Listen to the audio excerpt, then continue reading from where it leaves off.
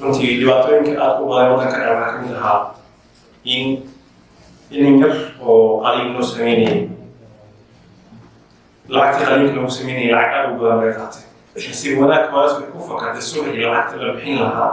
ayaa inankii isbitaal geeyey macnaa wiilal kale oo isbitaalka ku jiray mid ka mid intii aragtay tir hore lacag baa raba inaan bixiye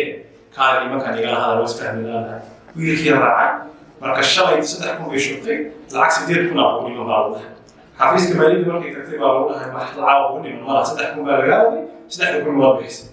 oo lacag soo qaliin ku intuu ku soo maahayn 8,000 iyo gacanta ku xisaab ilaahay baa ninkii saxiib ma dheer ma qaro waa 8,900 soo xibiyay marka ilaahay baa yarkii saxiib yarkii uu soo wacay lacag ku qaraabo maamadii la dhahay inuu lacag lagu maaha